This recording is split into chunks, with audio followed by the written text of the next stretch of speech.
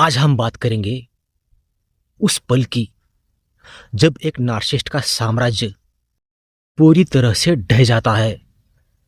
वो पल जब वो व्यक्ति जो खुद को सबसे ज्यादा स्मार्ट, शक्तिशाली और अजय समझता था, अपने ही झूठ और भ्रम में कैसे डूबकर गिर जाता है। तो चलिए शुरू करते हैं आज का ये वीडियो।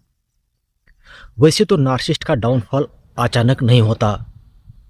उसकी शुरुआत अहंकार, झूठ, मैनिपुलेशन और कंट्रोल के भूख से शुरू होती है और अंत में यही चीजें उनके बर्बादी का कारण बन जाती है। हर नार्सिसिस्ट की कहानी एक जैसे होती है। शुरुआत में वो सफल, करिश्माई, आकर्षक और कॉन्फिडेंट लगते हैं, जिसके वजह से लोग उनकी ओर खींचते हैं। वो सोचते हैं कि उनका चार्म कभी फेल नहीं होगा, लेकिन जैसे जैसे वो अपनी सीमाएं पार करने लगते हैं तो उनकी असलियत लोगों के सामने आने लगती है, जिसके वजह से कई बार उनके एक्स पार्टनर्स, कलीग्स या फैमिली मेंबर्स उनके झूठ का पर्दाफाश करने लगते हैं और यही से उनके डाउनफॉल की पहली दरार पड़ती है। नार्सिसिस्ट की सबसे बड़ी जरूरत होती है कंट्रोल।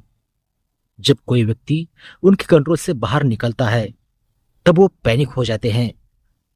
वो उस व्यक्ति को गिल्ट, फियर और सेम से मैनिपुलेट करने की हर मुमकिन कोशिश करते हैं, लेकिन जब ये काम नहीं करता तो उनकी दुनिया हिल जाती है।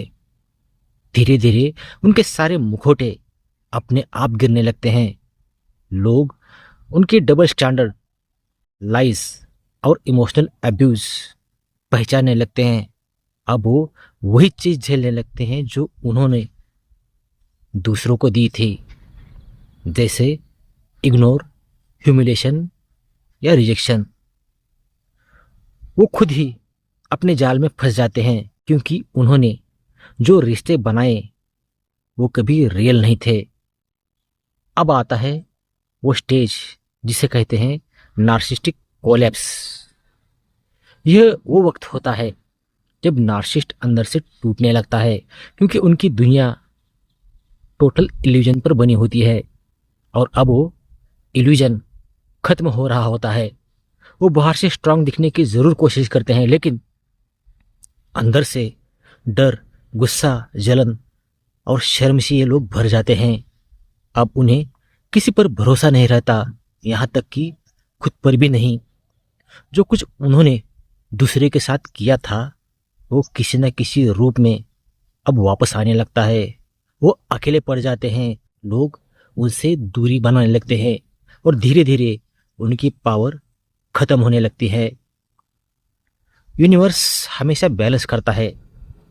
जो दर्द उन्होंने दूसरों को दिया था, अब वही दर्द वो खुद महसूस करने लगते हैं।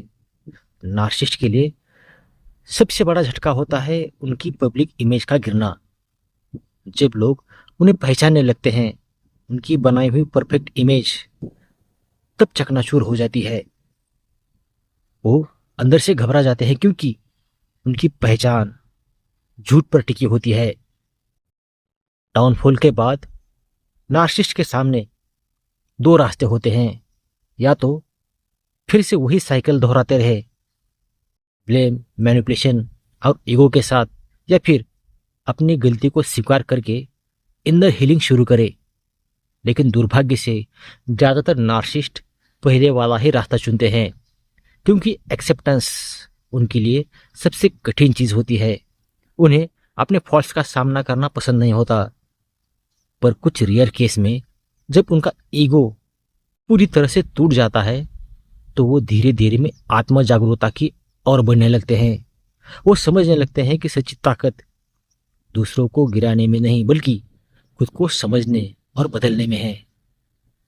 नार्सिसिस्ट का डाउनफॉल एक पनिशमेंट नहीं, बल्कि एक वेकअप कॉल होता है। यूनिवर्स उन्हें दिखाता है कि किसी का अहंकार, झूठ और कंट्रोल अंत तक टिक नहीं सकता। हर बार जब कोई नार्सिसिस्ट गिरता है एक इंसान नहीं गिरता, बल्कि ईगो, इल्यूजन और मैनिपुलेशन की पूरी प्रणाली ढह जाती है। अगर आपके जीवन में भी किसी नार्सिसिस्ट ने घाव दिया है तो याद रखिए, कर्म और सच्चाई की चाल धीमी जरूर होती है, लेकिन अटल होती है। सच्चाई को दबाया जा सकता है, लेकिन मिटाया नहीं जा सकता। हर नार्सिसिस्ट का डाउनफॉल तय है, क्योंकि झूठ का साम्राज्य कभी स्थायी नहीं रहता। तो आज का वीडियो यहीं पर ख़त्म हो जाता है। अगर आप किसी नार्सिसिस्टिक रिलेशनशिप में फंसे हैं और वहाँ से बाहर निकलना चाहते हैं, तो बाहर निकलने में मैं आपकी 100% हेल्प करूँगा, जिसके लिए डिस्क्रिप्शन बॉक्स में मैंने अपना पर्सनल व्हाट्सअप नंबर दिया है, उस पर आप लोग मुझे कॉन्टैक्ट कर सकते हो। वीडियो देखने के लिए और अपना कीमती समय देने के लिए आप सभी लोगों का दिल से धन्यवाद। Thank you.